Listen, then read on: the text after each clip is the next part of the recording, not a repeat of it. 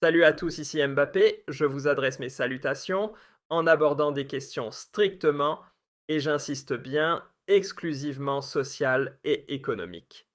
La grève des chauffeurs écrasée. Oui, laminé.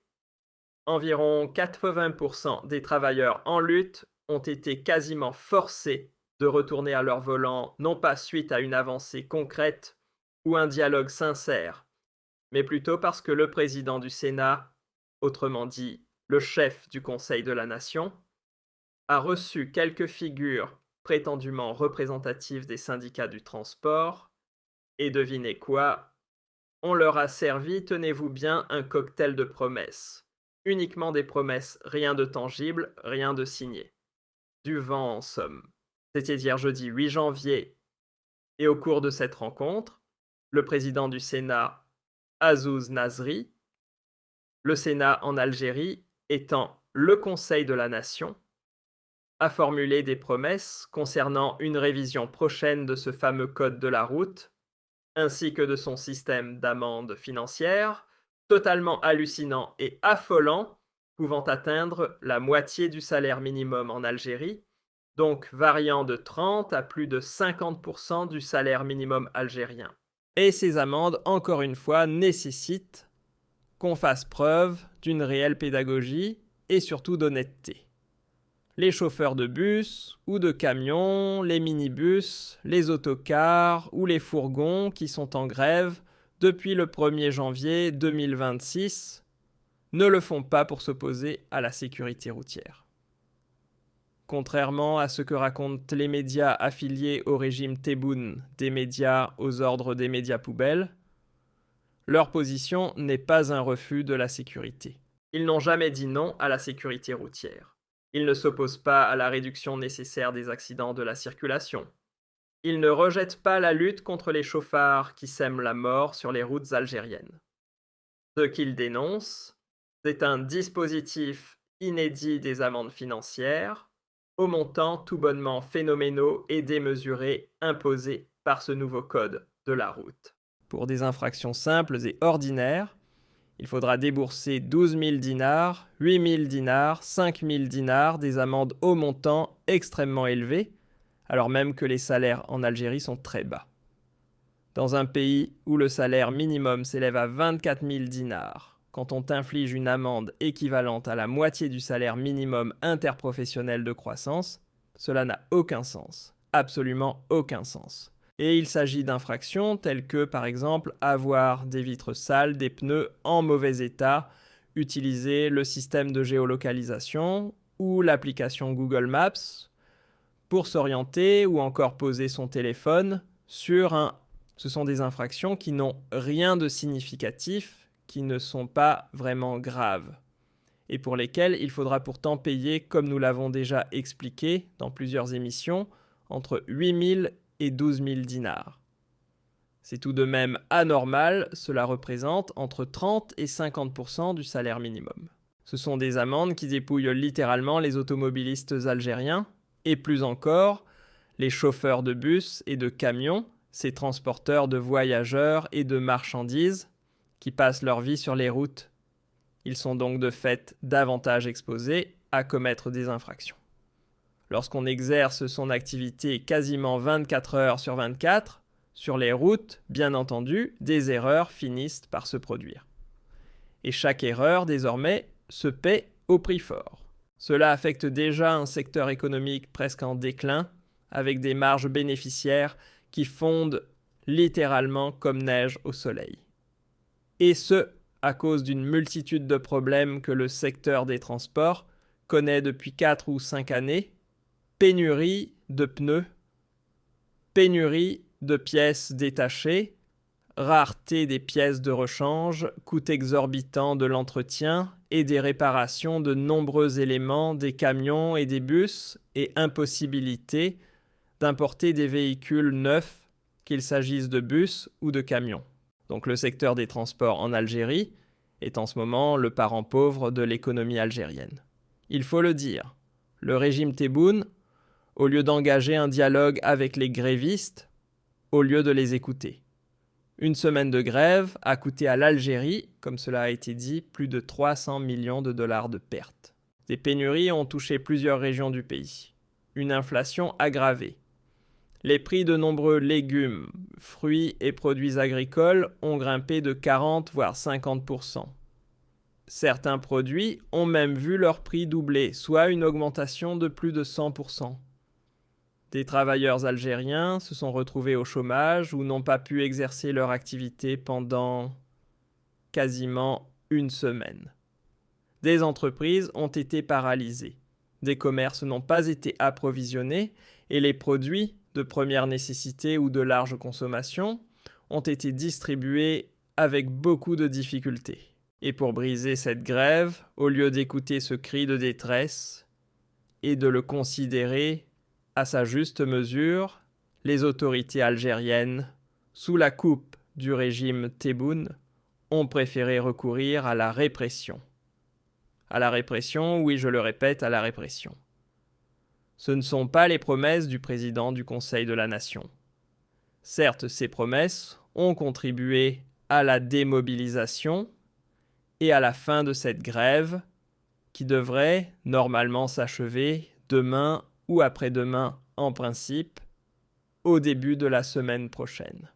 Les transports devraient reprendre à 100%.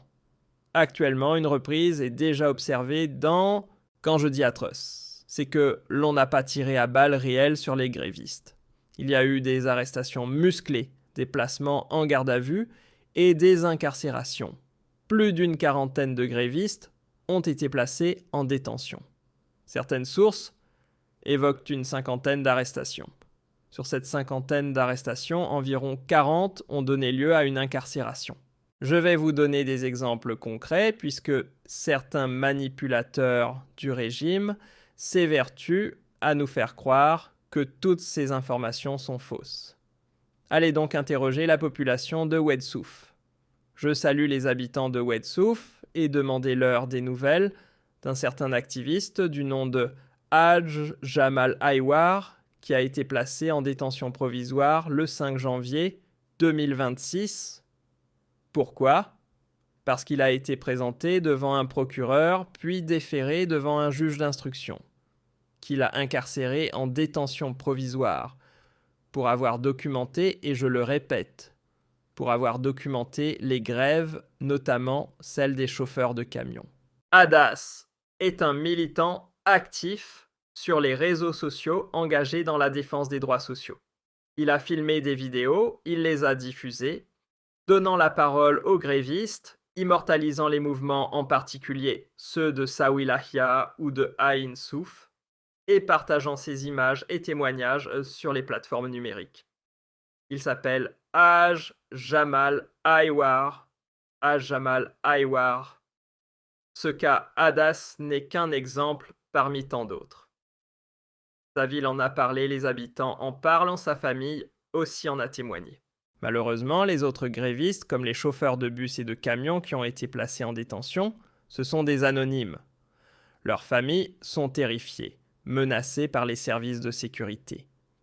Des agents des renseignements généraux sont allés à la rencontre des grévistes, les ont menacés, les ont intimidés. Alors, pour empêcher la grève des commerçants prévue le 8 janvier 2026 et à laquelle plusieurs commerçants avaient appelé, on a déployé la même méthode. D'ailleurs, elle a bien été observée dans certaines grandes villes. Dans plusieurs d'entre elles, il y avait entre 10 et 20% de commerçants qui ont effectivement fait grève. Mais les autres ne s'y sont pas joints, car un climat de terreur régnait. Ils ont été victimes de chantage, de menaces, d'intimidation.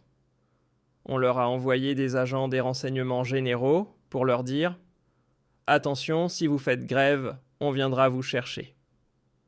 On les a avertis qu'ils seraient soumis à des redressements fiscaux, qu'ils devraient payer davantage d'impôts. Ils ont été menacés. Exactement la même stratégie a été appliquée aux grévistes, aux chauffeurs. Au début, on a tenté de les ménager, on a fait semblant de les tolérer. Mais dès le 5e ou le 6e jour, on est passé à la vitesse supérieure, la persécution. Les agents des renseignements généraux les ont menacés, ont infiltré les grévistes pour les diviser.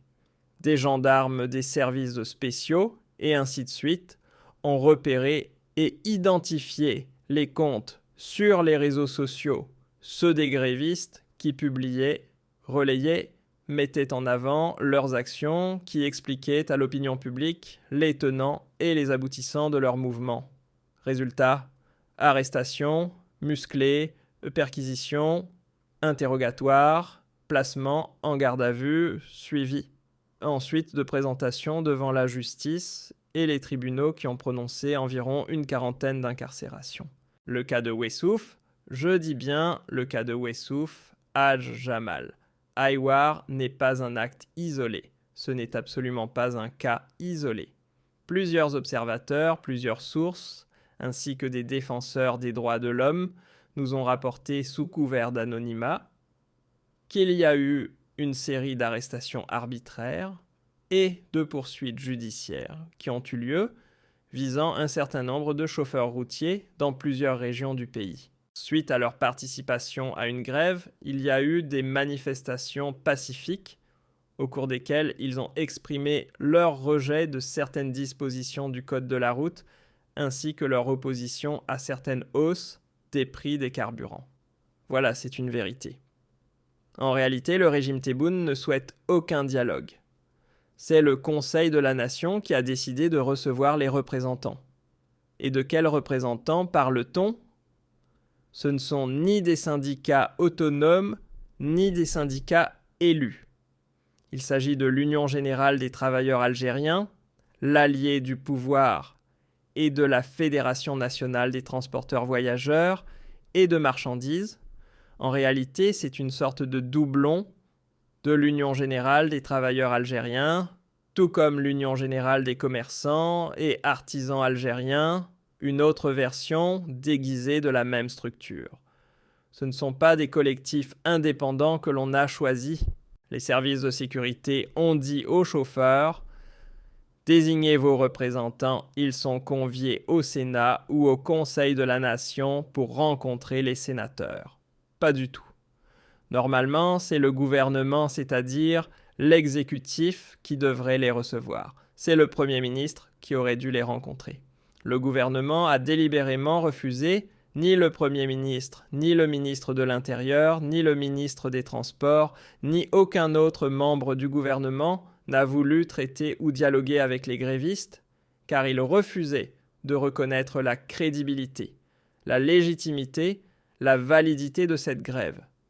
Ils ont préféré donner instruction à un service de sécurité pour réprimer, persécuter et emprisonner, et la justice a elle aussi reçu pour consigne de procéder à des incarcérations. Cette méthode forte est inquiétante car elle démontre que le régime Tebboune ne se contente pas, comme on nous l'avait dit au départ, d'avoir un différend avec quelques opposants ou avec certains mouvements dissidents. Le régime Tebboune n'a pas un problème uniquement avec Rachad ou avec le mouvement pour l'autodétermination de la Kabylie, ou encore avec certains influenceurs algériens ou journalistes établis à l'étranger, ni même seulement avec quelques figures de l'opposition algérienne. Le régime Tebboune est allergique, profondément allergique aux libertés publiques et aux libertés individuelles tout simplement. Il affiche clairement son rejet de la démocratie libérale, son refus catégorique de toute forme de démocratisation. Il l'a exprimé à travers une formule « il a un penchant », il assume une obsession même pour le pouvoir fort pour les dirigeants à poigne. Il cherche à imposer son autorité, sa vérité, coûte que coûte et par la violence. En fin de compte, il ne croit qu'en une seule logique, celle de l'autoritarisme et du rapport de force. C'est inquiétant. Pourquoi est-ce inquiétant ? Parce que les problèmes économiques et sociaux, les problématiques économiques et sociales ne peuvent pas être résolues par la force. On ne gère pas une économie comme on gère une prison. On ne gère pas une économie comme on administre un parti politique. On ne gère pas une économie comme on organise une élection ou une campagne électorale. L'économie a besoin de dialogue, de confiance, de souplesse, d'une marge de manœuvre et surtout de confiance. Or aujourd'hui, cette confiance a disparu. Et puis le régime Tebboune surestime sa propre force, et cela, c'est véritablement inquiétant. Nous avons affaire à un régime qui pense pouvoir dominer le peuple, éternellement diriger le pays à jamais recourir à la force sans limite, et qu'il possède la légitimité de réprimer et d'emprisonner à sa guise quand bon lui semble. Il se moque totalement des libertés fondamentales, pourtant inscrites dans la Constitution. Ai-je le droit de faire grève ? Un commerçant ferme. Merde, c'est lourd. C'est son bien. C'est son bien. Il souhaite protester. Il ne va pas se rassembler. Pour se rassembler dans la rue, il faut une autorisation. Je comprends. J'ai compris ou je comprends. Pour organiser un rassemblement ou un meeting politique, il faut une autorisation. Et pour faire grève, je travaille pour moi-même, donc je ne travaille pas. Je suis un indépendant. Je suis propriétaire de mon bus, je suis propriétaire de mon camion, je suis propriétaire de mon commerce, et je refuse de travailler parce que je suis en souffrance. Et personne ne souhaite renoncer à ses revenus, personne ne veut abandonner son gagne-pain par plaisir.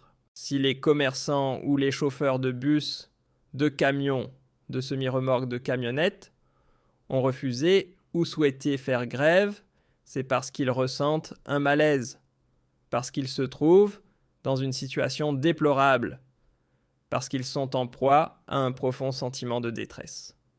Mais cela, le régime Tebboune ne le comprend pas. Pour lui, en réalité, il n'y a pas de citoyens. Pour le régime Tebboune, les Algériens et les Algériennes ne sont que des sujets. Rien d'autre que des sujets. À l'époque de Bouteflika, il y a eu des grèves. Je me souviens, lorsque j'étais jeune journaliste dans l'Algérie de Bouteflika, j'ai couvert à 3 ou 4 reprises les grèves des cheminots. Au sein de la Société nationale des transports ferroviaires, il n'y avait pas de train jusqu'à la veille, je dis bien jusqu'à la veille, de l'élection présidentielle de 2014 pour le 4e mandat. Ils faisaient grève sans cesse.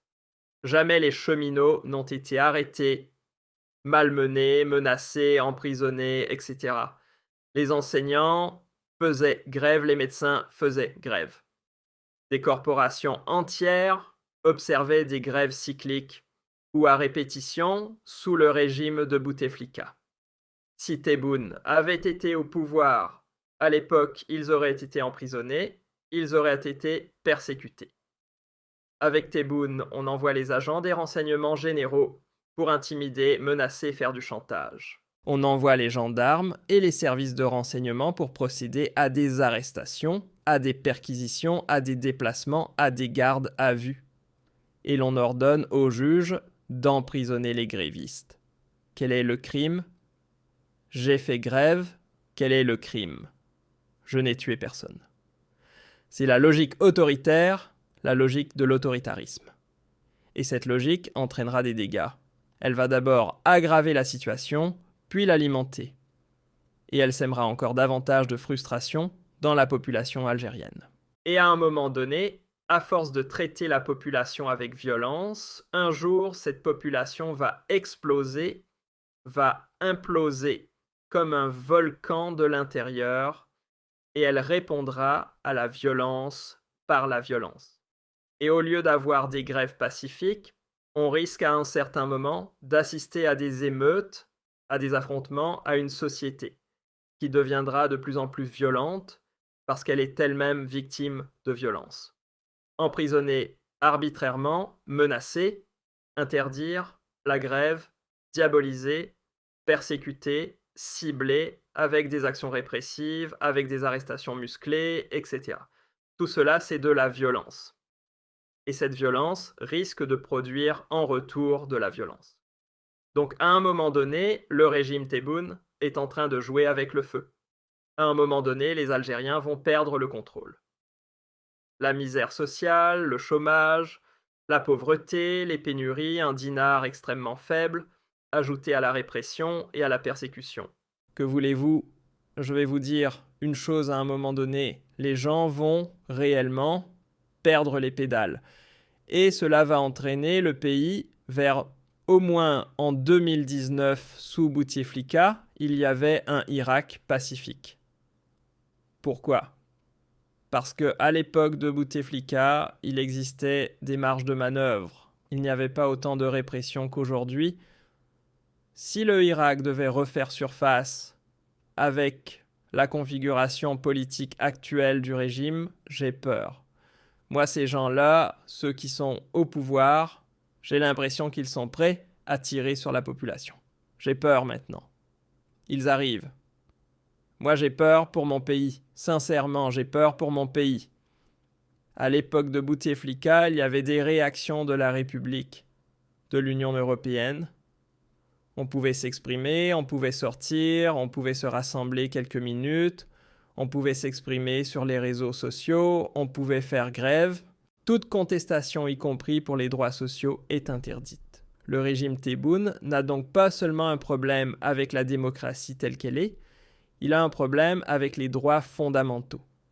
Même les droits sociaux, tu n'as pas le droit de t'exprimer, tu n'as pas le droit de réclamer, tu n'as pas le droit de monter au créneau pour demander, tu n'as pas le droit de dire « j'en ai marre, j'en ai assez, je n'ai plus assez d'argent, mes revenus ne me permettent plus de vivre dignement, je n'arrive plus à vivre dignement, je veux être entendu. » Voilà.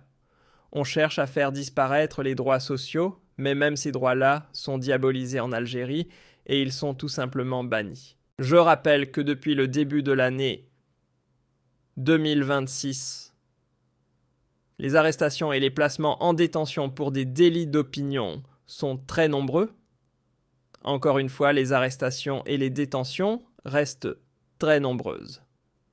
À Oran, par exemple, je donne ici des exemples. Sur la première semaine du mois de janvier 2026, la justice à Oran a récemment confirmé les peines de 2 citoyens pour des affaires liées à des délits d'opinion.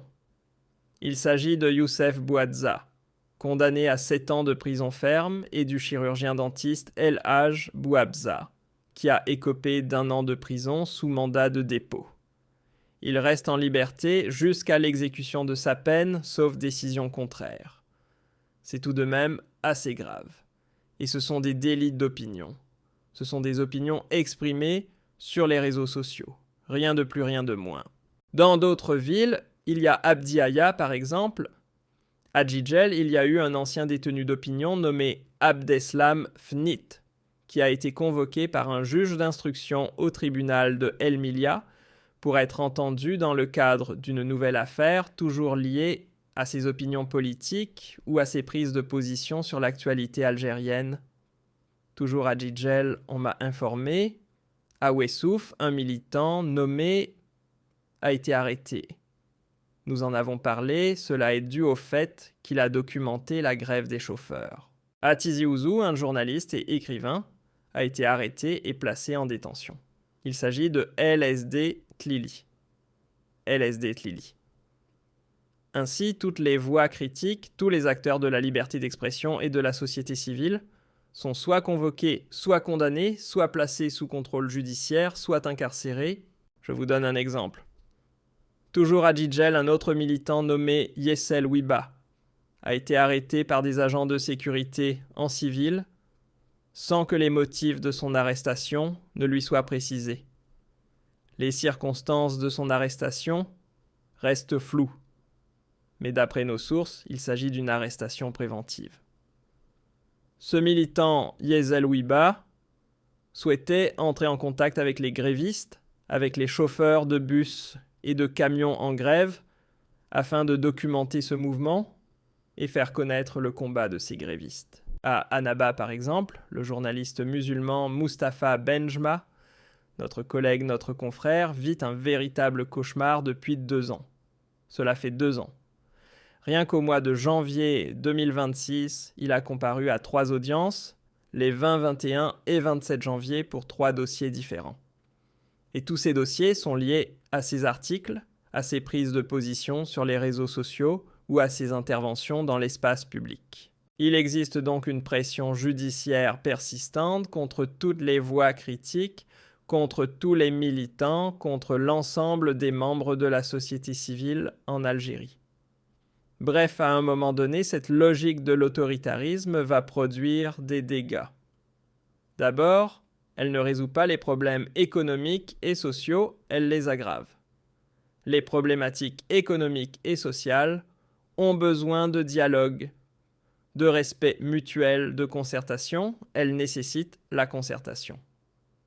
Et lorsque les acteurs des différents secteurs professionnels ne peuvent pas s'exprimer, ne peuvent pas proposer de solutions, le pays restera toujours mal géré. Mal géré, mal géré. Les économies administrées par l'autoritarisme même dans les dictatures les plus dures du monde, que ce soit en Chine ou en Russie, connaissent dans le domaine économique une certaine souplesse des ouvertures, une tolérance à une marge de manœuvre et à un minimum de liberté. Mais l'autoritarisme et la logique autoritaire appliquée aux domaines économiques et sociaux sont eux tout simplement catastrophiques.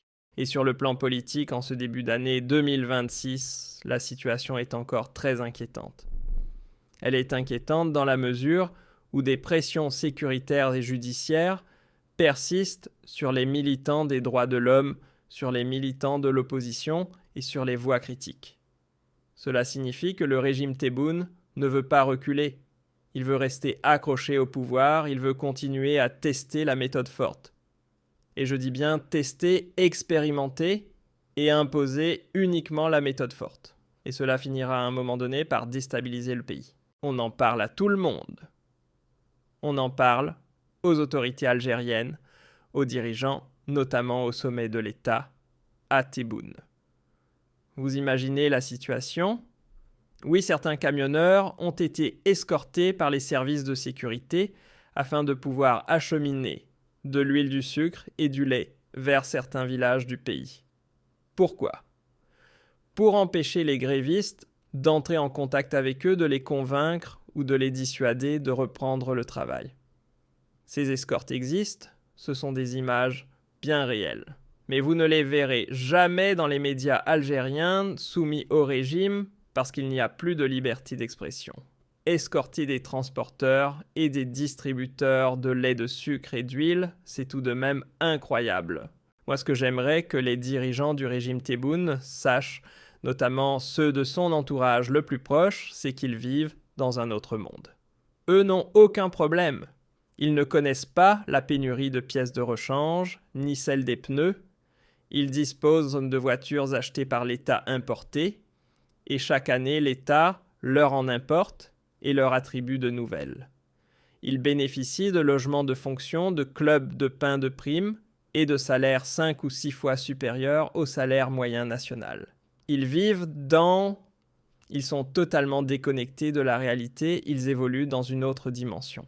Et que ces dirigeants sachent aussi que tout le monde commence à les détester, y compris au sein de leur propre corps, y compris parmi les membres des services de sécurité qui commencent eux aussi à les vomir.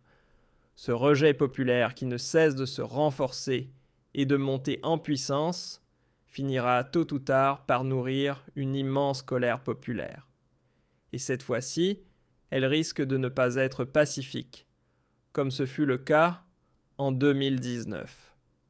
Il faut donc faire preuve d'une extrême vigilance face aux conséquences désastreuses et tragiques de cette logique autoritaire à laquelle le régime Tebboune refuse obstinément de renoncer.